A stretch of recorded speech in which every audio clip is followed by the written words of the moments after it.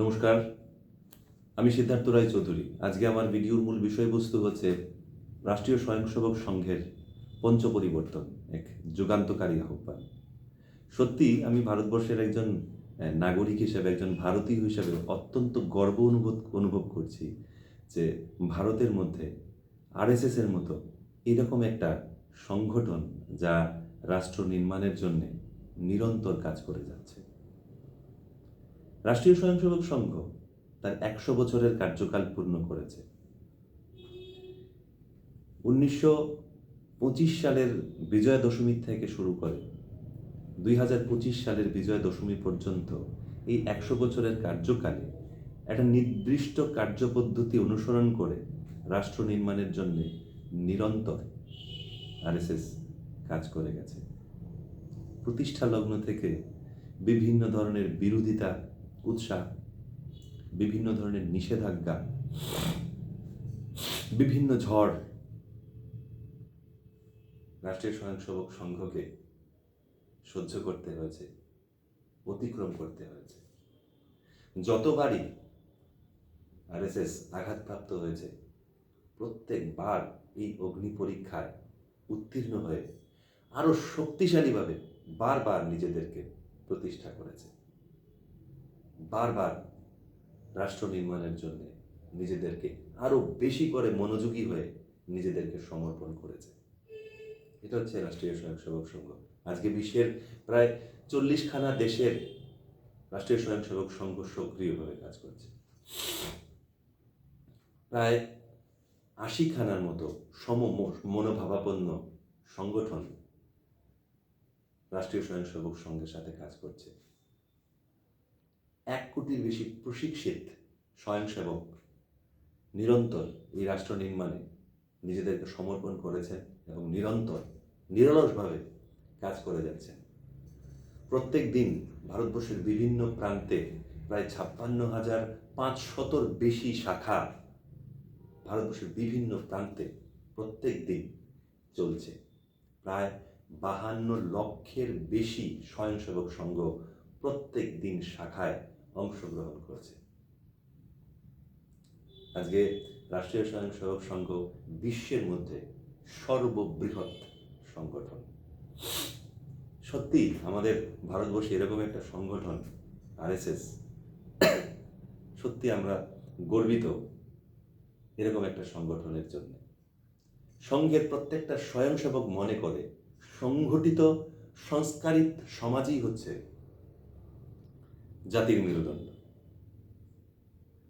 তো এই যে ১০০ বছরে প্রত্যেকটা স্বয়ংসেবক নিজেদেরকে এই শাখায় যোগদান করে নিজেদেরকে আত্মবলে বলিয়ান করেছে, নিজেদেরকে আত্মবিশ্বাসী করে তুলেছে। আর এই ১০০ বছরের পূর্তির পরে পঞ্চ পরিবর্তনের মাধ্যমে সমাজকে, এই সমগ্র সমাজের আত্মবল বৃদ্ধি করার জন্যে এক যুগান্তকারী আহ্বান জানাচ্ছে। সত্যি অসাধারণ। মানে ভাবা যায় এমন কোনো সংগঠন যে সমাজকে প্রতিষ্ঠিত করার জন্যে, আত্মবল বৃদ্ধি করার জন্যে এই ভারতবর্ষকে বিশ্বের দরবারে বিশ্বগুরুর পর্যায়ে পৌঁছে দিয়ে নিজের অস্তিত্বের জানান দেওয়ার জন্যে নিরন্তর কাজ করে যাওয়া। এটা অসাধারণ। কি বলবো, আমি ভাষা নেই আমার প্রশংসা করার জন্যে। কারণ যতই রাষ্ট্রীয় স্বয়ংসেবক সংঘ সম্পর্কে পড়াশোনা করেছি, যতই জেনেছি, বিভিন্ন মানুষের বিভিন্ন ভ্রান্ত ধারণা আরএসএস সম্পর্কে আমরা বিভিন্ন নিউজ চ্যানেল, সংবাদ মাধ্যমে আমরা দেখতে পাই। কিন্তু আমি সবাইকে আহ্বান করব, আরএসএসকে নিয়ে আপনারা পড়াশোনা করুন, আরএসএসকে নিয়ে আপনারা চর্চা করুন, আপনারা জানুন, বুঝুন। বাড়ির প্রত্যেকটা ছেলেকে, প্রত্যেকটা যুবককে শাখায় পাঠান। শাখায় কোনো রাজনৈতিক বিষয় নিয়ে আলোচনা করা হয় না। শাখায় রাজনীতির আলোচনা নিষিদ্ধ। যেখানে শরীর চর্চার মাধ্যমে একজন ব্যক্তি নির্মাণ উপর জোর দেওয়া হয় এবং রাষ্ট্রহিতের জন্য, রাষ্ট্র নির্মাণের জন্য দেশপ্রেম জাগরিত করে একটা নাগরিককে তার কর্তব্য পরায়ণতা শেখানো হয়। তো রাষ্ট্রীয় স্বয়ংসেবক সংঘের যে পঞ্চ পরিবর্তনের যে আহ্বান জানিয়েছে, সেই পঞ্চ পরিবর্তন সম্পর্কে আমি আমার এই বক্তব্যে আমি আপনাদের সামনে এই জিনিসটা তুলে ধরতে চাই। সেই পঞ্চ পরিবর্তন হচ্ছে স্ববোধ। স্ববোধ হচ্ছে স্বদেশী জিনিস ব্যবহারের উপর জোর দেওয়া, নিজের ভাষা, নিজের ঐতিহ্য, নিজের সংস্কৃতি সেগুলোকে দায়িত্ব সহকারে রক্ষা করা। দ্বিতীয় হচ্ছে কুটুম্ব প্রবোধন, মানে পারিবারিক জীবনে মূল্যবোধের প্রতিষ্ঠা করা। সেটা কিরকম ভাবে? আমরা আগে দেখেছি আমাদের পরিবার একান্নবর্তী পরিবার ছিল, একসঙ্গে সবাই আমরা থাকতাম, কিন্তু আজকে আমরা একাল পরিবারে পরিণত হয়েছি। তো এখানে কুটুম্ব প্রবোধন যেটা বলা হয়েছে, তাতে বলা হয়েছে যে সমাজে আমরা আমাদের পরিবারে নিজের বাবা মা ভাই বোন দাদু ঠাম্মা প্রত্যেককে নিয়ে আমরা একসঙ্গে যেন থাকি, এবং অন্তত প্রত্যেক দিন, এই ব্যস্ততম জীবনে হয়তো প্রত্যেক দিন একসঙ্গে আহার করা একই সময় সম্ভব না, কিন্তু সপ্তাহে অন্তত একদিন আমাদের পরিবারের সবাই একসঙ্গে বসে ভোজন করা, এবং সপ্তাহে অন্তত একদিন পরিবারের প্রত্যেকটা সদস্য মিলে একসঙ্গে বসে সময় কাটানো।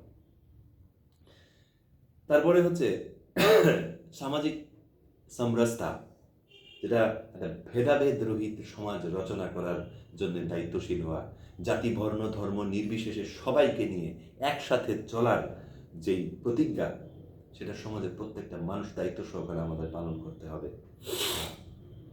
পরিবেশ, এটা হচ্ছে চতুর্থ হচ্ছে যেটা পঞ্চ পরিবর্তন, সেটা হচ্ছে পরিবেশ।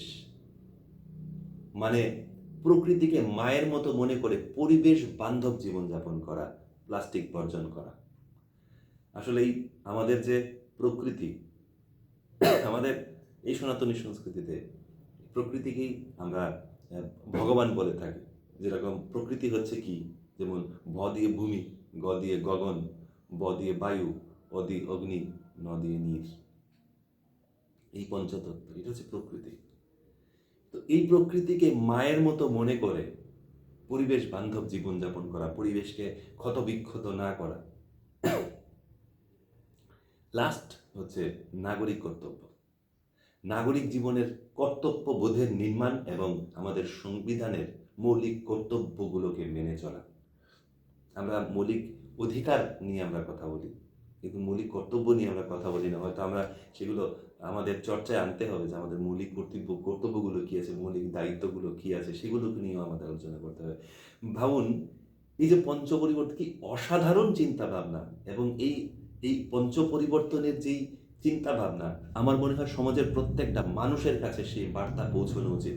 আজকে আমার এই ভিডিও সমাজের প্রত্যেকটা মানুষের কাছে এই বার্তা পৌঁছে দেওয়ার জন্য আমি সবার কাছে, সমাজের প্রত্যেকটা মানুষের কাছে আহ্বান করব যে এই পঞ্চ পরিবর্তনের এই যুগান্তকারী আহ্বানে আপনারা সাড়া দিয়ে তাকে সার্থক করে তোলা, এবং ব্যক্তি নির্মাণের মাধ্যমে সমাজে রাষ্ট্র নির্মাণ করা, এবং এই রাষ্ট্রকে বিশ্বের দরবারে বিশ্বগুরু রূপে প্রতিষ্ঠা করার জন্য সবাইকে সমর্পণ করা। নমস্কার, সবাই ভালো থাকবেন, ধন্যবাদ।